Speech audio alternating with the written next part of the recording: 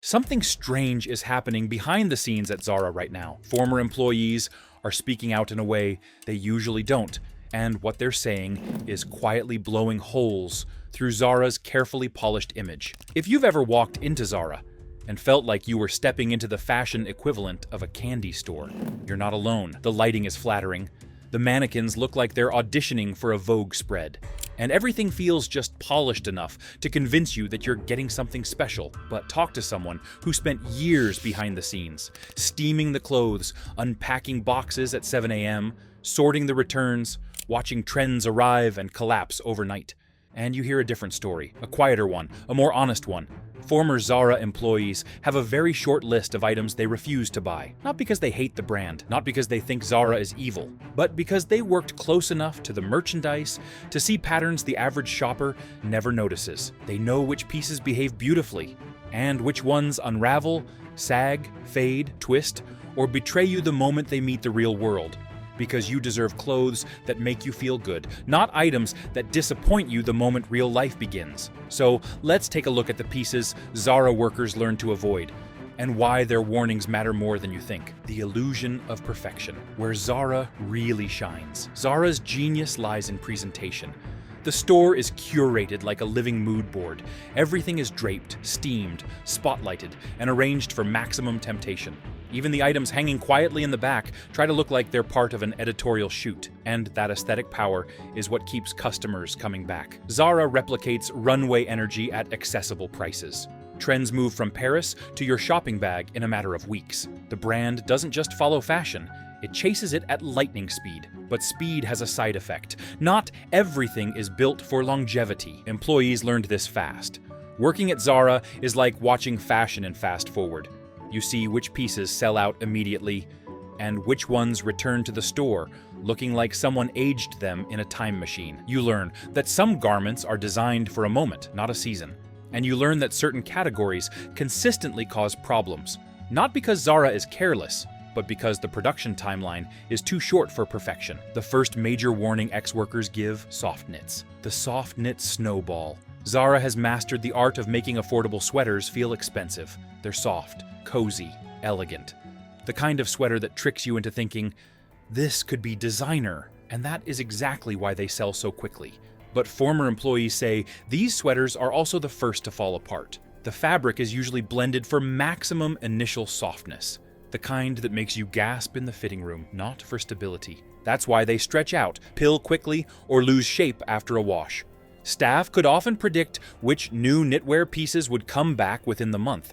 Not because they were poorly made, but because the fibers simply weren't meant to withstand repeated wear. These sweaters are like trend candy, wonderful for a moment, disappointing if you expect them to last. Workers eventually developed a sixth sense. If a sweater felt suspiciously luxurious for the price, they knew its lifespan was going to be short, and they'd politely steer their friends towards sturdier basics instead. The white fabric trap. Out of every category employees mention, this is the one they joke about the most, and not in a fun way. White Zara items have a long history of betraying customers. Inside the store, under warm lights, gorgeous, clean, crisp. Outside the store, under real sunlight, a different story. Former fitting room staff say white trousers, white skirts, white dresses, basically anything white and lightweight, tend to be far more transparent than customers realize. The lighting is the culprit. Zara's fitting rooms are designed to flatter, not reveal. When customers catch a glimpse of themselves under harsher lighting later, the results can be, let's just call it, unexpected. It became such a predictable issue that employees could often guess why someone was returning a white item before the customer even spoke. It wasn't a quality disaster. It was a lighting illusion. Zara mastered how to make white garments look opaque, even when the fabric itself wasn't doing the same level of work. The tailoring paradox. Looks expensive, lives short. Zara is famous for its blazers and coats. The brand practically built a cult following around pieces that look far above their price point. Sharp shoulders, clean angles, refined shapes. They're aspirational, but accessible. But workers quickly learn the truth. Much of that structure is temporary. Blazers that look perfectly tailored in-store can soften or collapse with wear. Coats that seem luxurious up close may rely heavily on synthetics that pill or lose shape over time. It's not that the items are bad, It's that they're designed to excel in their showroom environment. On a hanger, freshly steamed, untouched by daily life. One ex-employee described it best. Some coats come out of the box looking like they just walked off a runway, and 3 weeks later, they look like they took a long nap. The issue isn't incompetence, it's practicality. Zara pushes out so many versions of these items each season, different blends, different batches, different factories, that consistency gets harder to maintain.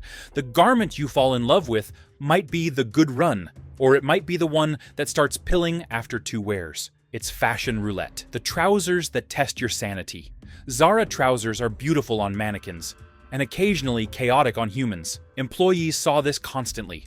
A customer would pick up 3 different sizes of the same trousers, and all 3 would fit differently. Slightly higher waist here, slightly looser leg there. Because Zara produces fast, batches can vary more than people expect. This becomes especially obvious in trend-driven trousers. Cargo styles, asymmetrical cuts, dramatic pleats, experimental waistbands. The more complicated the design, the more opportunity for something to warp, twist, sag, or stretch over time. From the employee perspective, these trousers weren't bad. They were simply unpredictable, great if you find the right fit. Frustrating if you expect them all to behave the same. The shoes that don't want a long-term relationship. Zara shoes are some of the most tempting items in the store. They're bold, fashionable, and look expensive. But many employees privately warn people not to rely on them for longevity. The reason is simple. The shoes are designed to capture a trend quickly, not to endure heavy wear. Many are made from synthetics that scuff or peel faster than customers expect. High heels might look elegant on display, but bend or wear down fast with actual movement. Sandals sometimes lose their shape. Straps may stretch sooner than expected. These aren't horror stories. They're the natural side effects of fast cycle footwear. The shoes are excellent for an outfit, a moment, a night out. They're not designed to replace more durable shoe brands. The real issue, not quality, but expectation. After years behind the scenes, former employees say the real problem isn't that Zara makes bad products. It's that customers expect Zara items to behave like long-term investments. Zara is brilliant at making something look like luxury. Sharp silhouettes, dramatic tailoring, designer-inspired details. But the materials and construction often reflect the realities of fast production. The item you love on the hanger might be perfect for a season, for a trend, for an event, just not for a decade. When you understand this, Zara becomes a fantastic store to shop smartly. When you forget it, Zara becomes frustrating. The backroom reality, where trends collide with time. If the shop floor is what Zara wants customers to see, the stockroom is what they hope you never think about. It's the heartbeat of the store, messy, loud, overstuffed, and unintentionally revealing. And this is where ex-employees say the real truth lives. Not in dramatic moments or secret memos, but in the simple math of what comes in, what goes out, and what comes back again. A stockroom, after all, is a record of patterns. You see which items lasted, which didn't, which customers complained about, and which ones somehow survived the chaotic journey from factory to sale rack without falling apart. Former workers say they learned more about Zara from these patterns than from any training session. Some pieces arrived looking exactly as promised. Others arrived already hinting at their own future. A sweater with too much fluff. A blazer that slumped the moment it left its hanger. A pair of trousers with seams that seemed to sigh under their own ambition. But what surprised many workers wasn't the quality itself. It was the rhythm of everything. There is a timing to Zara's products. The speed they're produced. The speed they sell. The speed they return. Some items lived entire life cycles within 2 weeks. They'd be unpacked, sold, worn once, returned, and marked down, all before other brands would have even shipped the first batch of the same trend. And this rhythm explains why certain Zara pieces behave the way they do. They are created quickly, displayed quickly, sold quickly, and often forgotten quickly. Customers imagine a thoughtful, deliberate pipeline. Employees see a conveyor belt that never sleeps. The speed doesn't make the clothes bad. It makes them volatile, which is why some Zara items hold up beautifully, and others collapse like a souffle under bright lights. This volatility shows most clearly in the items ex-workers warn about the most. Pieces that depend heavily on precision, structure, and consistency. The three things Zara's speed-driven system often sacrifices first. When garments travel too fast for their own good, to understand why some items fail, you have to understand just how quickly Zara works. Their production timeline isn't just fast, it's frantic. A design can go from concept to shipment in a matter of days. Factories might run multiple batches, each slightly different depending on material availability, machinery, or even the team on shift that week. Former employees say this explains one of the great mysteries of Zara, why two identical-looking pieces can behave as if they came from two different planets. The first batch may have been produced with slightly thicker fabric, the second with a lighter one. The first might have been stitched on a machine that applied just enough tension, the second on one that didn't. These micro variations don't matter much in the short term, but they matter enormously when a garment is worn, washed, stretched, and expected to keep its shape. This batch inconsistency is why ex-workers quietly encourage shoppers to try on multiple versions of the same item, and not just for sizing. Two medium tops might fit the same but behave differently after wear. Two blazers might look identical but drape differently because one came from a late-night production run when tension levels dropped. These details sound small, but they're the difference between a Zara piece that becomes a favorite and a Zara piece that turns into a regrettable purchase. And this is why ex-employees warn people most strongly about Zara's ambitious pieces, because complexity magnifies inconsistency, which leads to the silhouette problem, beautiful designs that fall apart in motion. Zara is excellent at creating clothing that looks incredible on the hanger or mannequin. They know how to shape a sleeve in a way that makes a shoulder look regal, how to curve a seam so the waist appears slimmer, how to drape fabric so the eye sees luxury instead of polyester. But employees say that many of these statement pieces, the ones with dramatic pleats, sculptural cuts, asymmetrical hems, or architectural shoulders, are unstable once you actually live in them, sitting, walking, bending, lifting your arms. All the normal movements of a human being can disrupt the precision those pieces rely on. One particularly interesting pattern ex-workers describe is what they call the mannequin effect. Some items are built to work brilliantly in a posed, perfect setting, the very environment of Zara's showroom. But movement exposes how fragile the design really is. A blouse with a sculpted sleeve may deflate after one wear. A tailored waist may shift after sitting. A pleated skirt may twist slightly with every step. And when customers bring these items back, the reason is rarely poor quality. It's usually it didn't sit right, or it didn't look the same when I wore it. These are design-driven problems, not fabric-driven ones. And they are the hallmark of fashion produced on a deadline. Zara excels at replicating the look of luxury, but luxury houses spend months perfecting movement, structure, and fit. Zara tries to accomplish this in weeks. The result is clothing that can look breathtaking, but sometimes collapses the moment you step out of the mirror and into the real world. The hidden cost of constant change. One thing former employees emphasize is that Zara isn't failing because it's careless. It's failing in specific areas because it's always changing. The collection shifts constantly, fabrics rotate, suppliers vary, and trends move too quickly for true consistency. This creates a strange relationship between customers and clothes. People assume Zara pieces are tested, refined, and predictable, the way they might be in brands with slower cycles. But at Zara, the feeling is closer to you get what you get. The top that fits beautifully today might never return in the same form. The trouser that lasted you 2 years might be unrecognizable next season. This unpredictability is especially clear in categories that rely heavily on stability, like trousers, blazers, and outerwear. A classic coat shape might rotate through 3 fabric compositions in a single season. A pair of tailored trousers might look identical month to month, but be cut from different batches that drape differently on the body. From the employee perspective, there was rarely enough time to learn which items were safe bets. By the time staff identified a consistently good piece, it was already being replaced by the next version. This rapid turnover also affects customer service. Workers would hear complaints that a top shrank, a dress stretched, or a blazer warped, and they'd have no way of knowing whether the item in question was part of the early batch, the mid-batch, or the late one. Each could behave differently. This is why ex-employees' warnings aren't about dramatic secrets.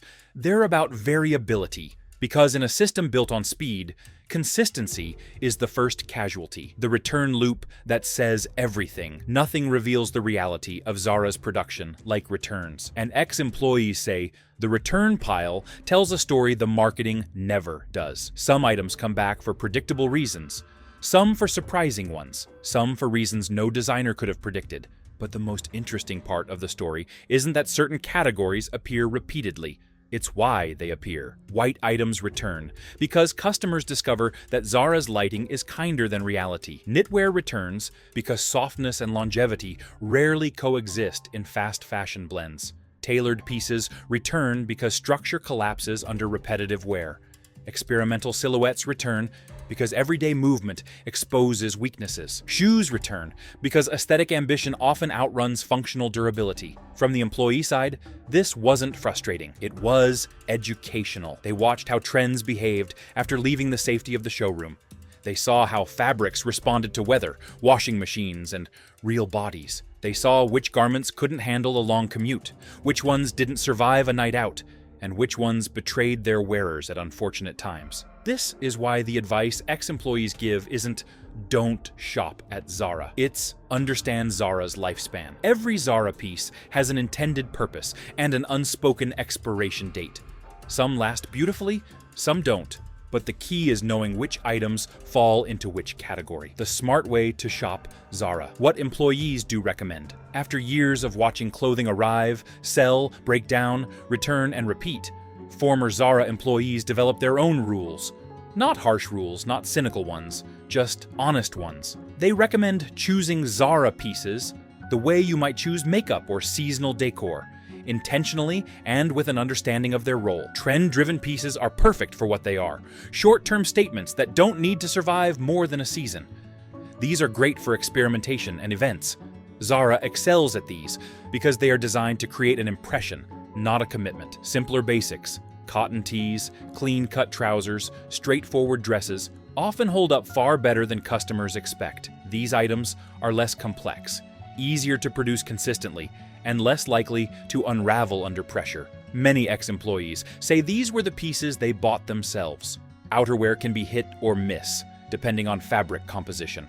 Coats with substantial wool content, proper lining, and continuous restocks tend to perform better than dramatic seasonal pieces with low percentages of natural fiber. Accessories are best treated as short-term fashion boosters rather than investments. And the ultimate tip employees give is surprisingly simple. Check how the garment behaves when you move. Sit down, stretch your arms, walk a few steps, twist your torso, because Zara clothing excels in stillness, on mannequins, in photos, under store lights. But its true nature reveals itself the moment you stop posing. The final takeaway: Zara is great when you know what it is. After speaking to dozens of former workers, one pattern becomes clear. People run into problems with Zara not because the brand disappoints, but because expectations don't match reality. Zara is fast fashion, executed at the highest level of visual polish. It is not built for endurance. It is built for immediate allure. It is a snapshot of a trend, not the archive of a wardrobe. Ex-employees aren't warning shoppers to avoid Zara. They're warning shoppers to understand it. Zara clothes are not engineered to last 5 years. They're engineered to make you feel stylish right now. If you buy with that mindset, if you understand that some items are meant for the moment, while others are more stable, Zara becomes a far more satisfying place to shop. But if you buy a delicate knit expecting it to survive a winter, or a dramatic coat expecting it to walk through storms, or a pair of sculptural trousers expecting architectural precision under real-world pressure, well, that's when Zara turns into a heartbreak machine. If you found this behind-the-scenes look helpful, or if you want more honest insights into the brands you buy from every day, make sure you subscribe.